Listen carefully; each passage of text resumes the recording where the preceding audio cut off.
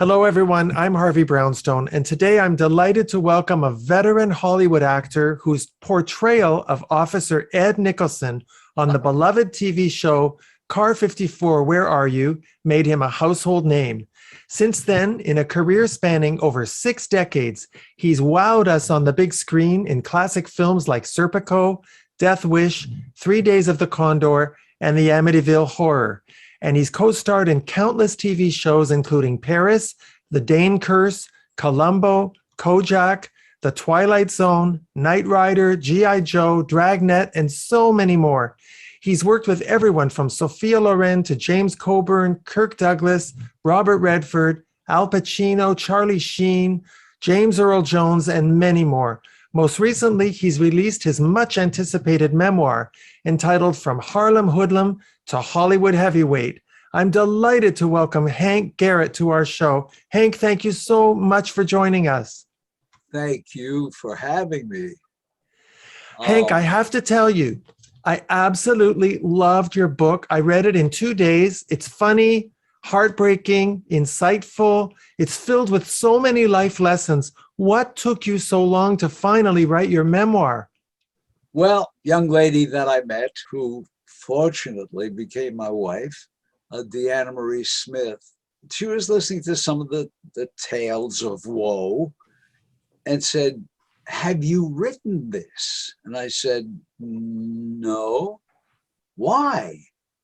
And I said, I really don't know. And I started to jot down some stuff, and she started asking me questions. We got married and we were sitting and talking, and she was asking me questions about my past life. And when I started telling her, and she said, "Oh my God, you did all these things at the same time." And I said, "Pretty much." And then we started writing diligently, and the book emerged. Hank, what an amazing life you've lived. Your youth was like something out of a gangster movie. You grew up in the roughest part of Harlem. You wrote that survival was the goal and violence was the means. You actually started carrying a .25 caliber handgun at the age of 12. When Yes. you were a kid, what did you expect your future to be, Hank?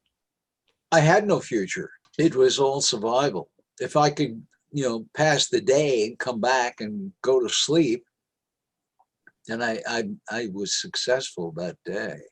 Well, I have to tell you, Hank, there's another person besides you whose personality and soul really shine throughout your book, and it's your mother, Ida. She was everybody's mama. What an incredibly kind and loving woman she was. Yeah, she was. She was. And she was short, chubby, and everyone called her mama. I'm so glad you immortalized her in your book. Everybody who reads that book is going to fall in love with her, just like I did. Thank you. And what I found fascinating is that despite having parents who clearly loved you very much, you wrote that you felt unloved and unwanted as a child, and that's what created so much anger inside you. Why did you feel that way, Hank? That was my older half-brother who kept telling me that nobody really wanted me, and they found me in a trash can. And my mom took pity.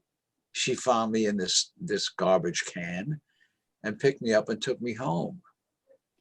And so he was in the military when I was born. And when he came home and suddenly he was greeted by this kid, he hated me from the get-go because he was the star at home. And suddenly I took that position away from him. And he truly hated me. He treated me so meanly. I came up on the roof, my brother and I, my middle brother, we were flying a kite. Murray came over, grabbed me by my shirt front and held me over the edge of the roof. This is 6 stories. And I just kept staring at him. I wasn't crying. I wasn't frightened. I knew I'm going to get even. That's all I kept thinking. I'm going to get even for what you're doing to me. Well, you sure did. Tell us about the defining moment in your life when Willie Bryant introduced you to Sammy Davis Jr. When Willie Bryant brought me I knew a little about Sammy Davis Jr., not a lot, but when I saw the name in bold print at the Apollo Theater, and it said starring Sammy Davis Jr. And when I walk in, and he's not a big man in stature, and he said, "Hey, so you're a tough guy, huh?" And I said, "Yeah, I'm a tough guy." I had that 25 caliber pistol in my pocket. And he said, "Tough guys usually wind up getting broken bones and scars. But you, my man, you're beyond that." I looked at him and he said, "Yeah, you're going to go to prison or die."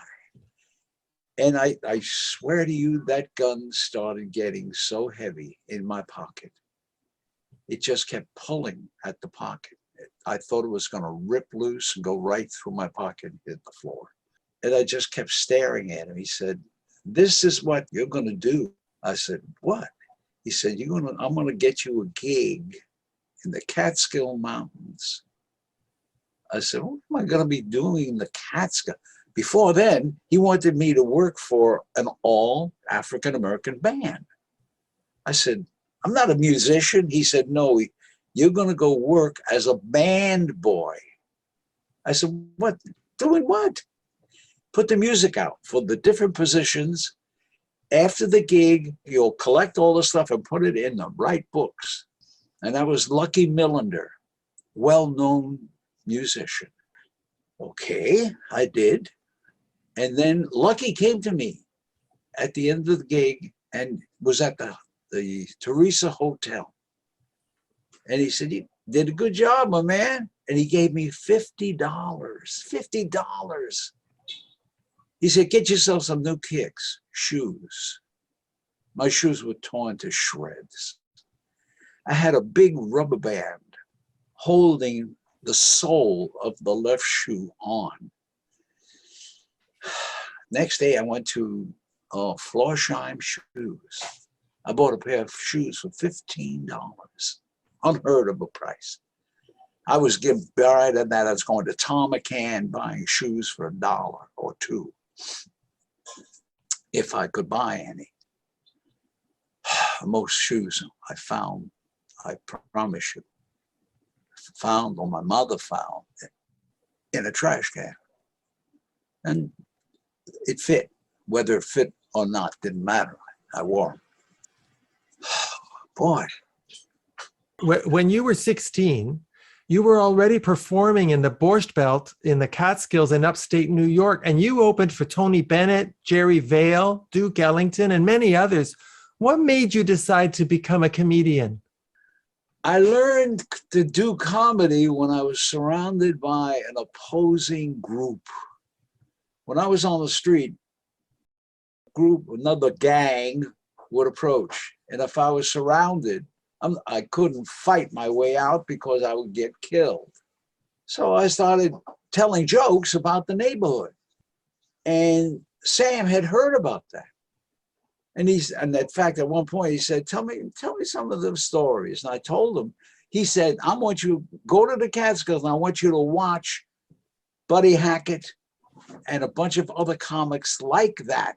I want you to learn to be an outstanding comic." So who were the comedians that you looked up to, Hank? Oh my God. Red Skelton, Buddy Hackett. Larry Storch. Oh, Larry became my dearest friend. I speak to Larry every day. And so where did you get your material from to do your comedy act? Was it all from your life experiences? Mostly, yes. So did other comedians like Milton Berle ever steal your material? Oh, Milton did one of my jokes and he just took it. And I said, "I wrote that." He said, "Yes." He just, "Let me pay you for it." I said, "No, please stop doing it. I do it in my act."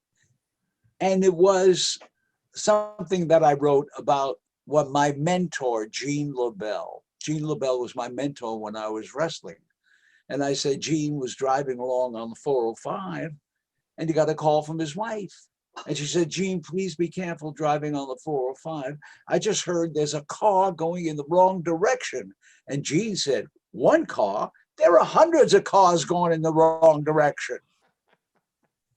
So Well, you know, one of the funniest chapters in your book is about the time you appeared at a nudist colony. I want to tell our viewers that that chapter alone is worth the price of the book. Hank, you really have seen it all in your life. thank you, but it's so true. I'm standing on stage and wearing a tuxedo and everybody is naked. And you appeared on the Ed Sullivan Show, Johnny Carson, Merv Griffin, many others. Did you have a favorite talk show host? Carson. Johnny Carson was wonderful. He was a comic. And if he liked what you said, and it was funny, he'd give you this. Means you scored and you're going to be back. And Merv Griffin had me back 8 times. So, and I did dialectic gibberish that I learned from Sid Caesar. So I had to tell a story, a fairy tale, and then he would call the dialect. And I switched into the dialect while I was doing the story. So Merv Griffin had me as 8 times. Yes, I remember seeing you on Merv Griffin. You were amazing. And you were the first white comedian to appear at the Apollo Theater in Harlem. How did the audience respond to your act? They loved it because they were all from the neighborhood. When they heard that I was going to be there, the Puerto Rican people that I grew up with, the Italians that I grew up with, the African Americans that I grew up that heard or saw. While I was on, I told a joke about the neighborhood, and one of the guys yelled, "Oh man, come on, Hank, that's funny, man. That's cool." And then the Puerto Rican people, say, "Oh my God, that guy knows exactly what happened here." So, it was such an incredible time. It really was. And I was very moved. You experienced racism firsthand when you traveled with Black musicians who were not allowed to stay in the hotels where they were appearing. Hank, I think it's so important that you wrote about this because we must never forget our history. Absolutely. Absolutely. It was heartbreaking. Here we are, I'm working with Duke Ellington and Count Basie, tearing the place apart. People standing on their heads, applauding, screaming, and then told, "You can't stay at this hotel. But you can." I said, "I can? Why?" "Because you're white." I said, "I can't use the language that I used." I said, "I'm going with them." They said, "Well, get the heck out of here." I said, "Okay, I'm gone. You'll never see me here again." And they said, "Who cares?" And you also experienced anti-Semitism as a student at the University of North Carolina, didn't you? And I had gotten a football scholarship to North Carolina. But the anti-Semitism was just so bad, you left, right? Oh, I sure did. Well, did you also experience anti-Semitism growing up as a Jewish boy in Harlem? I didn't know I was Jewish for the longest time. The only time I ever experienced being Jewish was when my father decided that we should go to temple. And I went, "To what?" I'm on the street. I'm carrying a pistol. What Jew? What is a Jew? He said, "We're Jewish." I said, "How? Why? Because I was circumcised?" I didn't know anything about being a Jew. I know that I had dated some Jewish girls. And I remember one evening, I went to pick up this girl, and the father, he let me in. "Hello, yeah, so-and-so, you you're dating my daughter, Arlene? I said, yes. He said, where are you from? I said, Manhattan. He said, where in Manhattan? I said, Harlem. He looked at me and he said, you're not a light-skinned black, are you? And I'd never even heard that expression. And I said, no. He said, well, what are you doing living in Harlem? I said, I live there. I don't know about why. So he said, I don't think I want Arlene to go out with you. He said, the only people I know in Harlem that are white are Italian gangsters. I said, I know quite a few Italian gangsters. They're some of my best friends.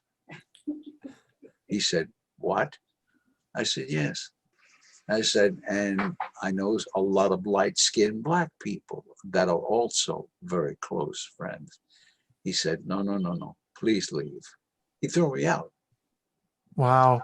And she's standing there crying, and I left. Now, there's a very touching story in your book, Hank, where you're performing at the Sands Hotel in Las Vegas, and the Rat Pack are there in the audience, including Sammy Davis Jr. Tell us about your reunion with Sammy that night. Wow. After the show, Frank Sinatra stood up and gave me a standing ovation. The entire audience stood up and gave me a standing ovation. Because when Frank stands up, the world stands up. After the show, they all ran to see Tony, as they should, as well they should. Tony Bennett. Tony Bennett. He was brilliant, incredible performer. And you were the opening act. Yes. And it's opening night at the Sands. I step off stage. The only one that didn't run back was Sammy Davis Jr. And he stood there and looked at me and said, you're a funny cat, man. He said, but I know you from somewhere. He said, you're funny and you look so familiar. Where do I know you from? And I said, Sam, I'm the kid you said was going to go to prison or die. He said, that's you? I said, yeah. He hugged me.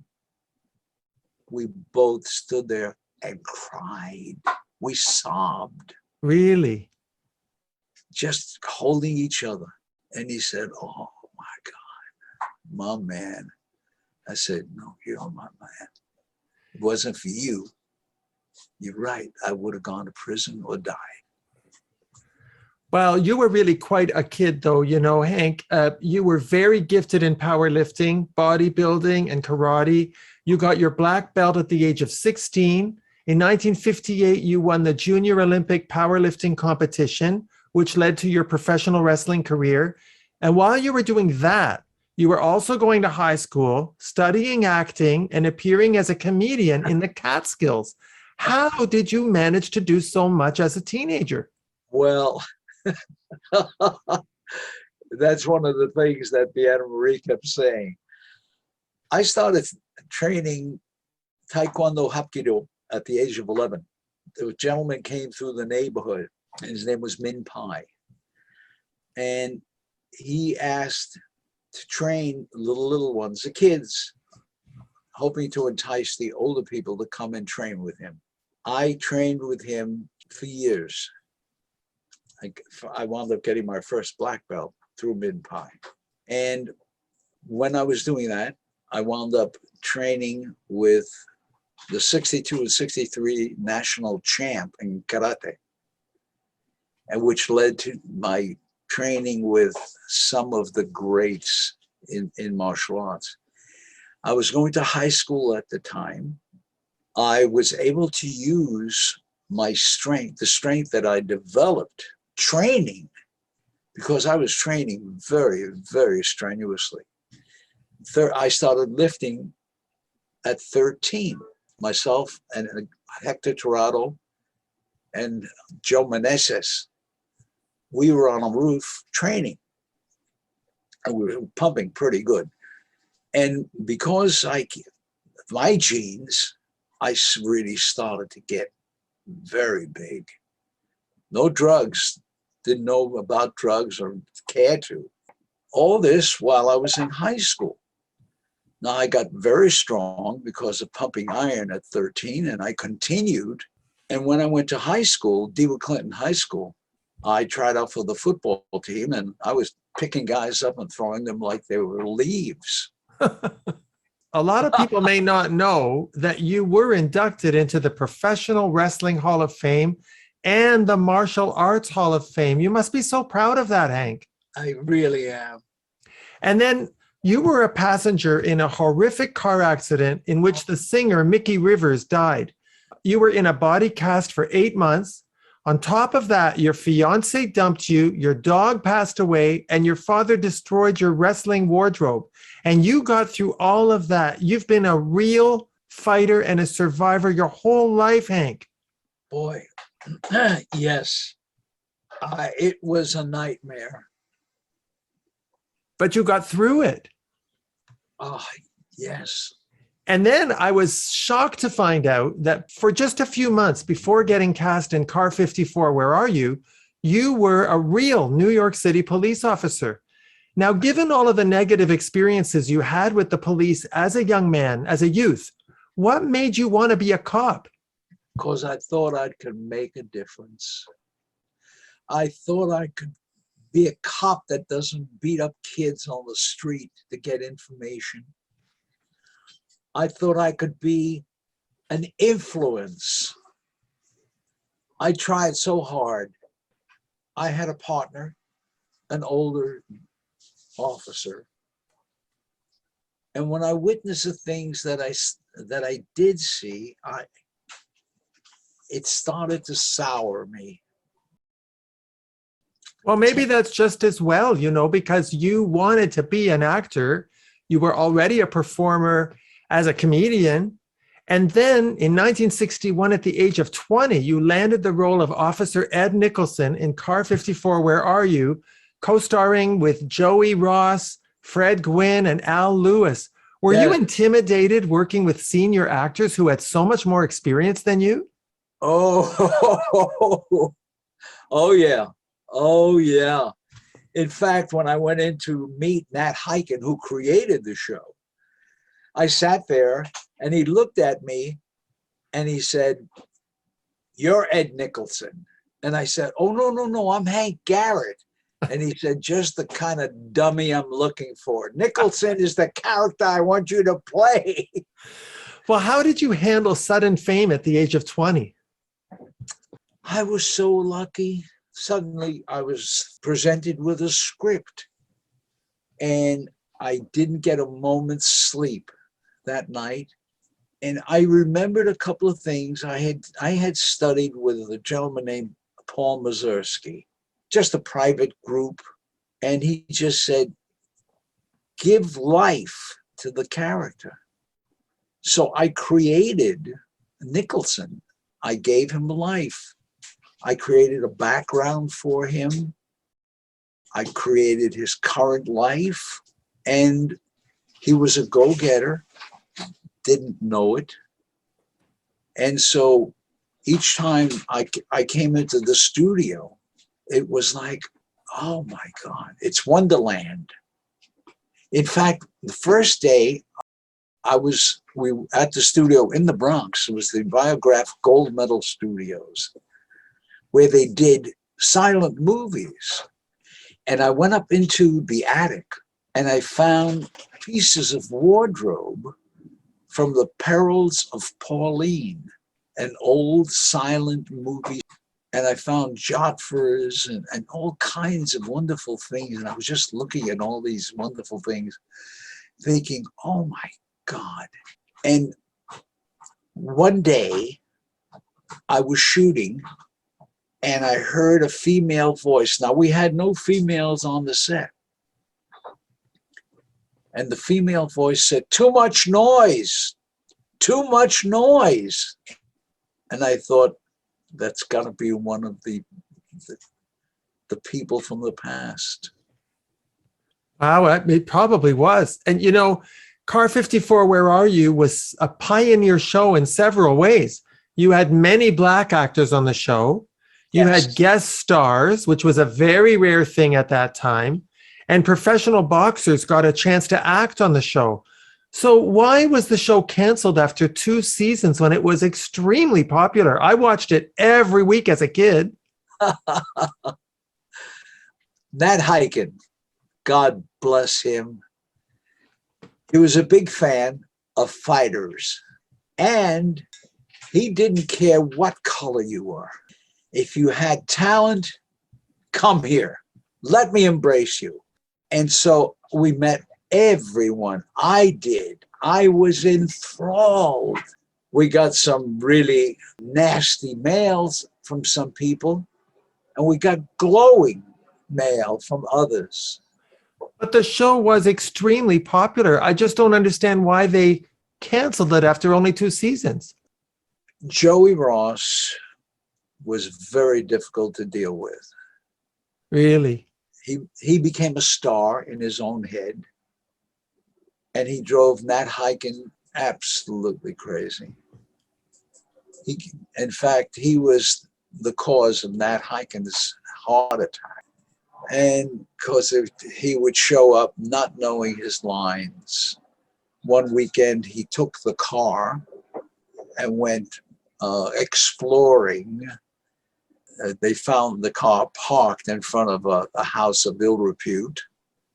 They had photographs of that. That was given to Nat Hiken.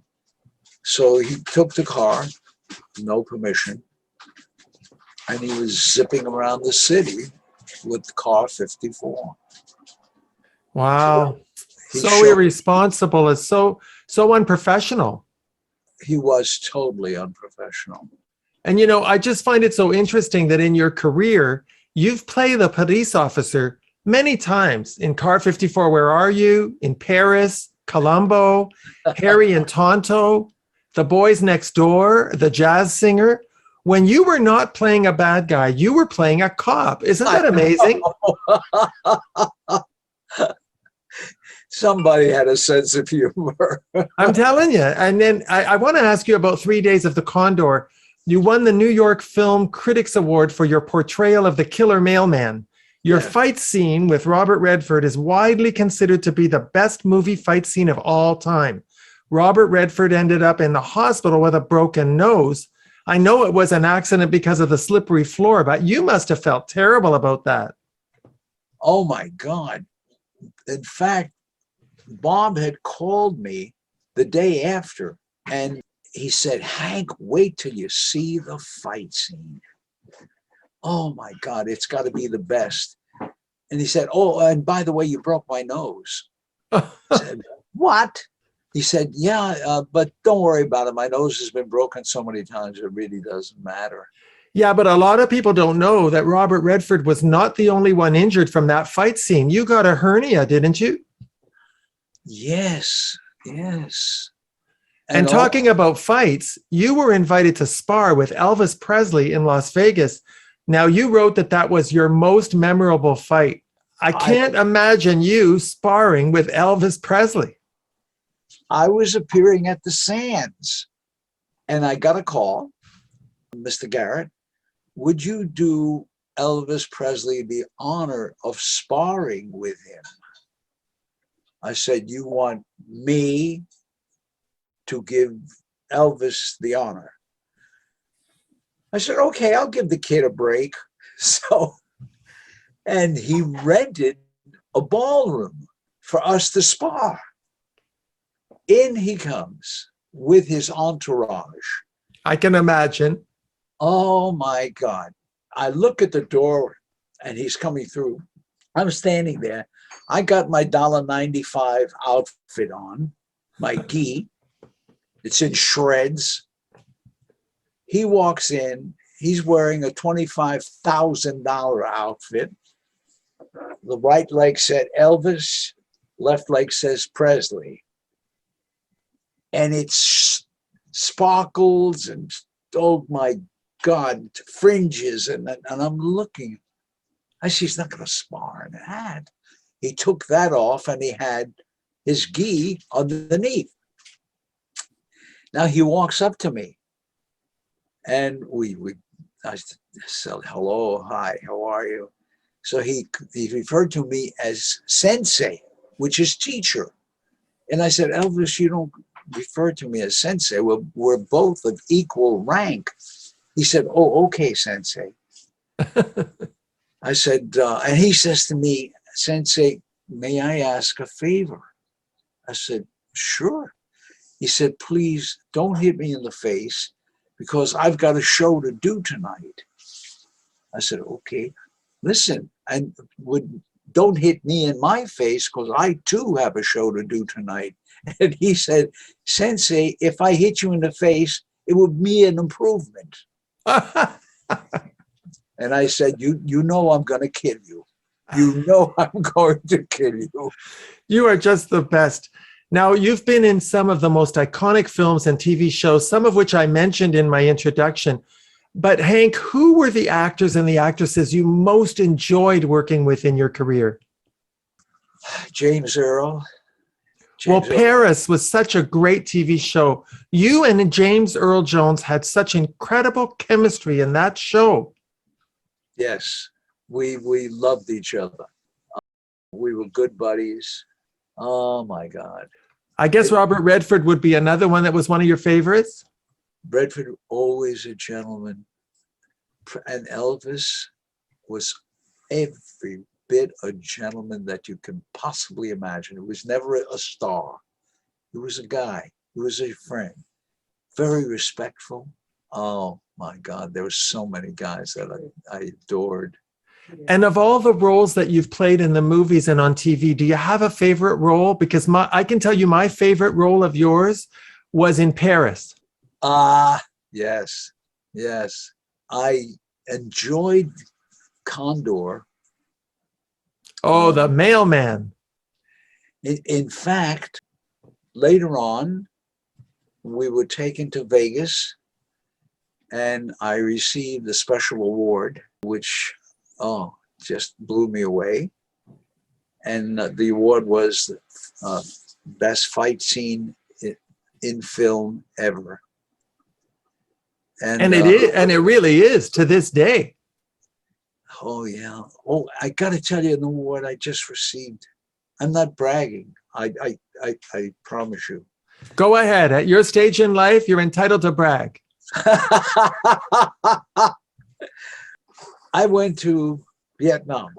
I was in Vietnam 3 times. I paid my own way to do frontline entertainment because I had done entertainment at the veterans hospitals. And I thought, why can't I do that?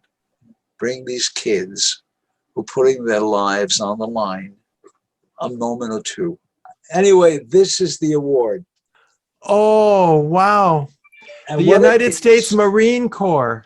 Yes, I trained with the Marine Corps through a friend of mine who was a lieutenant colonel. And I told him what I wanted to do. When I hooked up with the Marines, I went frontline. In fact, as I hit the front line, a machine gun opened up and I yelled, "Critics!" And all the GIs are laughing. And now we started running. And I'm telling jokes. I'm getting them. And one of the GIs said, "Mr. Garrett, please don't make us laugh when we're trying to get the heck out of here." You're going to have to put that in volume 2 of your book.